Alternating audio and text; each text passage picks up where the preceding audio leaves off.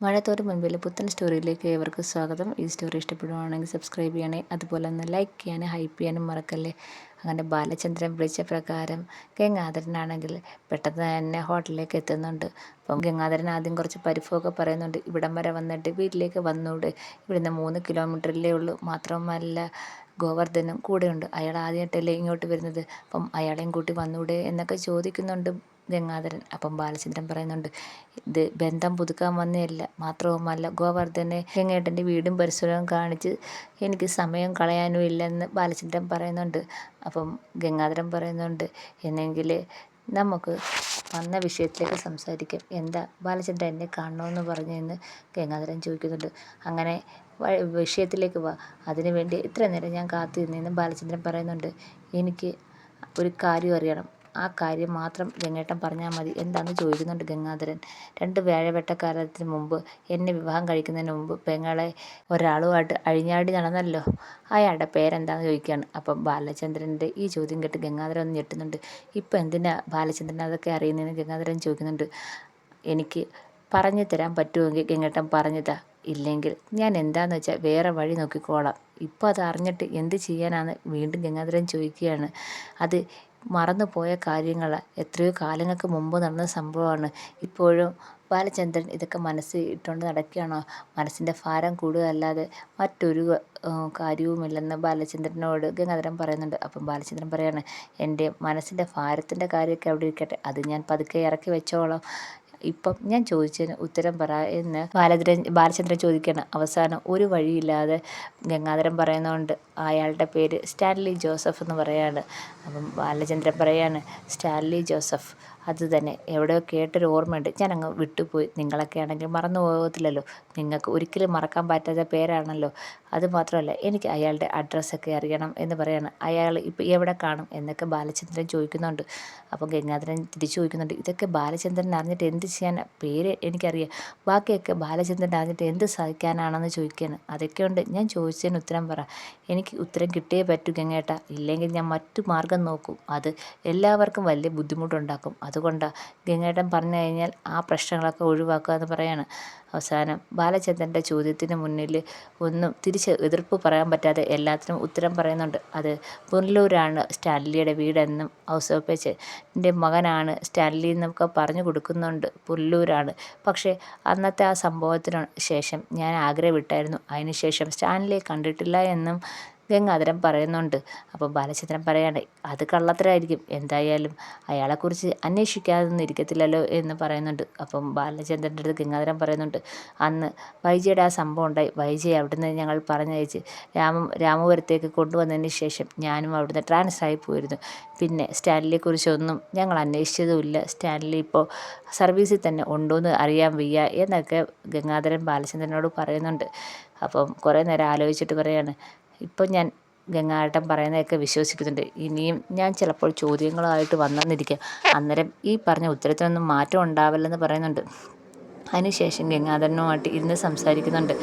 അതിന് ശേഷം ഗംഗാധരൻ ബാലചന്ദ്രൻ്റെ അടുത്ത് സമാധാനത്തിൽ ചോദിക്കുന്നുണ്ട്, എന്താ ഇതൊക്കെ അറിഞ്ഞിട്ട് ബാലചന്ദ്രനെ എന്ത് കാര്യമാണ് ഇപ്പോഴിതൊക്കെ ചോദിക്കുന്നത് എന്താണെന്ന് ചോദിക്കുകയാണ്. ഒരു ചിരിയോടെ ബാലചന്ദ്രൻ പറയാണ്, അലീനയുടെ കാര്യം അറിയാലോ, അലീന ആ വീട്ടിൽ നിന്ന് പോയാലേ നിങ്ങളുടെ പെങ്ങൾ അങ്ങോട്ട് വരുത്തോളെന്ന്. അപ്പം അലീന പോകാൻ തന്നെ തീരുമാനിച്ച്, ഞങ്ങളൊക്കെ പറഞ്ഞു നോക്കി, പക്ഷേ അവളുടെ തീരുമാനം മാറ്റത്തില്ല, അവൾക്ക് പോയേ പറ്റത്തോളെന്ന്.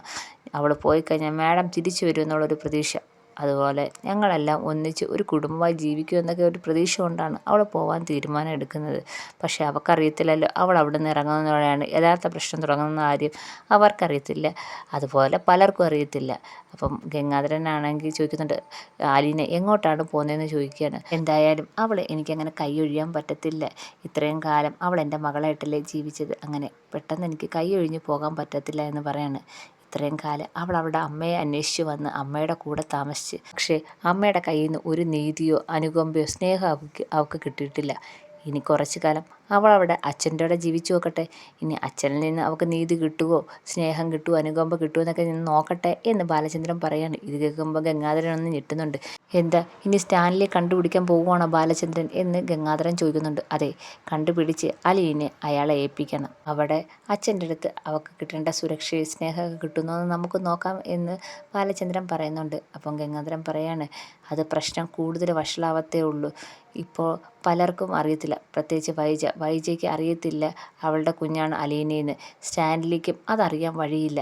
ബാലചന്ദ്രൻ അവിടെ ചെന്ന് സ്റ്റാൻലി അന്വേഷിക്കുമ്പോൾ കാരണവും എന്തിനന്വേഷിച്ച് വന്ന കാര്യവും ഒക്കെ പറയണം. അവസാനം അലീനയുടെ കാര്യവും പറയേണ്ടി വരും എന്ന് ഗംഗാധരൻ പറയാണ്. അപ്പം ബാലചന്ദ്രൻ പറയാണ്, പറയേണ്ടി വരും. അത് സ്റ്റാൻലിയെ അറിയിക്കാനും അലീനയെ സ്റ്റാൻലിയെ കയ്യിൽ ഏൽപ്പിക്കാനും അല്ലേ ഞാൻ ഇത്രയും കാര്യങ്ങൾ അന്വേഷിച്ചതെന്ന് ബാലചന്ദ്രൻ പറയാണ്. ഇത് കേൾക്കുമ്പോൾ ഗംഗാധരന് ആകെപ്പാടെ ഭയമാവുന്നുണ്ട്. എന്നിട്ട് വീണ്ടും ചോദിക്കുകയാണ്, വൈജയോട് ഒന്ന് നിനക്ക് ക്ഷമിച്ചൂടെ, ക്ഷമിച്ച് മക്കളും ഭാര്യയൊക്കെ ആയിട്ട് സുഖമായിട്ട് ജീവിച്ചൂടെ എന്ന് ചോദിക്കുകയാണ്. അപ്പോൾ ബാലചന്ദ്രനെ പുച്ഛത്തോടെ ചോദിക്കുകയാണ്, ഈ 23 വർഷം എന്നെ വഞ്ചിച്ചിട്ട് എൻ്റെ മുഖത്ത് നോക്കി ഇങ്ങനെ ചോദിക്കും, എങ്ങോട്ടൊരു നാണമില്ലേ? എന്നെ ഇത്രയും കാലം വഞ്ചിച്ചിട്ട് എൻ്റെ മുന്നിൽ അഹങ്കാരത്തോടെ അട്ടഹസിച്ച് നിൽക്കുന്ന നിങ്ങളുടെ പെങ്ങളുണ്ട്, അവളെ പറഞ്ഞ് മനസ്സിലാക്കാൻ നോക്ക്, അതാണ് നിങ്ങൾക്കൊക്കെ നല്ലത്. അല്ലാതെ എന്നെ പറഞ്ഞ് മനസ്സിലാക്കാനായിട്ട് വരികയേ വേണ്ട എന്ന് ബാലചന്ദ്രൻ പറയുകയാണ്. ഇത് കേൾക്കുമ്പോൾ ഗംഗാധരൻ ഒന്നും മിണ്ടാൻ പറ്റുന്നില്ല. അപ്പം ഗംഗാധരൻ തിരിച്ചു ചോദിക്കുകയാണ്, ബാലചന്ദ്ര ഇനിയിപ്പം നിങ്ങൾ ഉടനെ തന്നെ തിരിച്ചു പോകുക, വീട്ടിലേക്ക് വന്നിട്ട് പോയാൽ പോരെ എന്ന് ചോദിക്കുകയാണ്. അപ്പോൾ ബാലചന്ദ്രൻ പറയാണ്, ഇല്ല, നാളെ തന്നെ ഞങ്ങൾ ഇവിടുന്ന് യാത്ര തിരിക്കും. ഇനിയും ഒത്തിരി കടമ്പകൾ കഴിയാനുണ്ട്, പല കാര്യങ്ങൾ ചെയ്തു തീർക്കാനുണ്ട്. എത്രയും പെട്ടെന്ന് തന്നെ എല്ലാം ചെയ്തു തീർക്കണമെന്ന് ബാലചന്ദ്രൻ പറയാണ്. അപ്പം മുന്നേ വീണ്ടും ഗംഗാധരൻ ചോദിക്കുകയാണ്, ബാലചന്ദ്ര അയാളെ അന്വേഷിച്ച് പോകേണ്ട കാര്യമുണ്ടോ? അലീനെ ഏതെങ്കിലും ഹോസ്റ്റലിൽ നിർത്തിയാൽ പോരെ? അപ്പം വൈജയ്ക്കും പ്രശ്നമില്ല, അലീനയ്ക്കും പ്രശ്നമില്ല, അങ്ങനെ ചെയ്താൽ പോരെ എന്ന് ഗംഗാധരൻ ചോദിക്കുന്നുണ്ട്. അപ്പം ബാലചന്ദ്രൻ പറയാണ്, പക്ഷേ എനിക്ക് പ്രശ്നമുണ്ട്.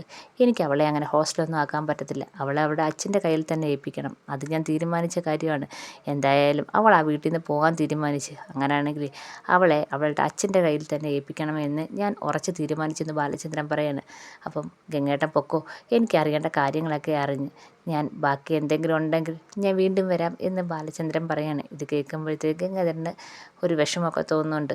എന്നാൽ ശരി ബാലചന്ദ്ര എന്നും പറഞ്ഞിട്ട് ഗംഗാധരൻ ഇറങ്ങുവാണ്. എന്തായാലും ബാലചന്ദ്രന് വേണ്ടുന്ന കാര്യങ്ങളൊക്കെ കിട്ടി. അങ്ങനെ ബാലചന്ദ്രൻ ഇങ്ങനെ ആലോചിക്കുകയാണ്, സ്റ്റാൻലി ജോസഫ് പുനലൂർ എന്നിങ്ങനെ ആലോചിച്ചുകൊണ്ടിരിക്കുകയാണ്. അതിനുശേഷം കുറച്ച് നേരം കഴിയുമ്പോഴത്തേക്ക് നമ്മുടെ ഗോവർദ്ധൻ വരുന്നുണ്ട്. ഗോവർദ്ധൻ വന്നിട്ട് ചോദിക്കുകയാണ്, ഗംഗേട്ടൻ പോയോ ബാലേട്ടാന്ന് ചോദിക്കുകയാണ്. ആ പോയി. എന്താ പെട്ടെന്ന് തന്നെ പോയതെന്ന് ചോദിക്കുന്നുണ്ട്. അത് എനിക്കറിയേണ്ട കാര്യങ്ങളൊക്കെ ഞാൻ പുള്ളിക്കാരനിൽ നിന്ന് മനസ്സിലാക്കി. പിന്നെ ഇവിടെ എൻ്റെ അടുത്ത് നിന്ന് വിയർക്കണ്ട എന്ന് വിചാരിച്ച് പെട്ടെന്ന് പൊക്കോളാം, ഞാൻ തന്നെ പറഞ്ഞതെന്ന് ബാലചന്ദ്രൻ പറയാണ്. അപ്പോൾ ഗോവർദ്ധൻ പറയാണ്, ബാലേട്ടൻ പറയുന്നതൊന്നും എനിക്ക് മനസ്സിലാവുന്നില്ല, ഇപ്പം നിങ്ങൾ തമ്മിൽ ശത്രുക്കളാണോ എന്ന് ചോദിക്കുകയാണ്.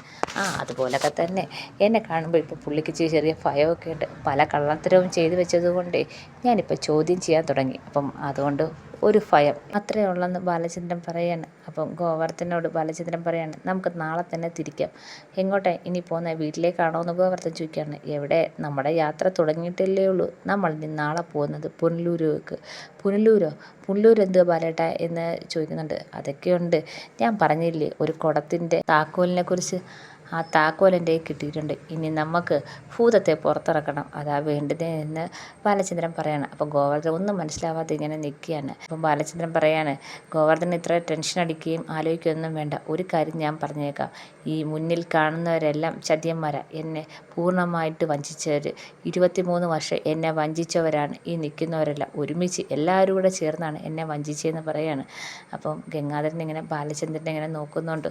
ഒരു കാര്യം പറയാം, നീ പറയുന്ന പോലെ നിൻ്റെ വൈചേട്ടത്തി ഉണ്ടല്ലോ, അത്ര നല്ലവളൊന്നും അല്ല എന്ന് പറയുകയാണ്. അപ്പം ഗോവർദ്ധൻ ചോദിക്കുകയാണ്, എന്താ ബാലേട്ടൻ ഈ പറയുന്നത്? ബാലേട്ടനോട് ചെറിയ വഴക്കൊക്കെ ഇടുമെങ്കിലും ചേച്ചിക്ക് ബാലേട്ടനോട് ഭയങ്കര സ്നേഹമാണ്, അതറിയാമെന്ന് ഗോവർദ്ധൻ പറയാണ്. അപ്പം ബാലചന്ദ്രൻ പറയാണ്, അങ്ങനെയൊക്കെ വിചാരിച്ചിരുന്നോ, എന്തെങ്കിലും ഒരു കാലത്ത് സത്യങ്ങളൊക്കെ മനസ്സിലാവുമ്പോൾ നീ ഈ പറഞ്ഞതെല്ലാം തിരുത്തി പറഞ്ഞോളൂ എന്ന് ബാലചന്ദ്രൻ പറയുകയാണ്.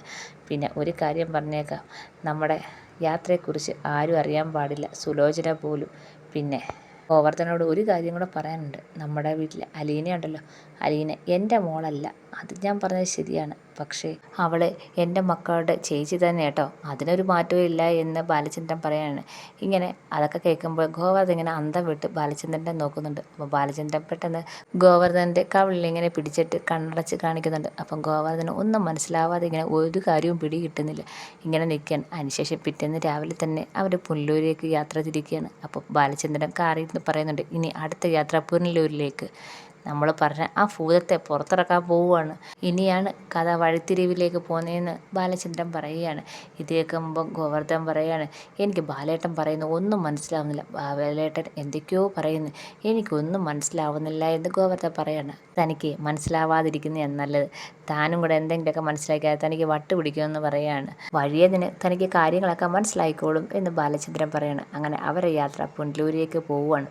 പുനലൂർ സ്റ്റാൻലിയുടെ വീട്ടിലേക്കാണ് പോകുന്നത്. എന്തായാലും സ്റ്റാൻലിയെ അവിടെ കാണാൻ വഴിയില്ല. സ്റ്റാൻലിയുടെ അപ്പൻ ഔസേപ്പിനെ ആയിരിക്കും അവിടെ കാണുന്നത് ബാലചന്ദ്രൻ.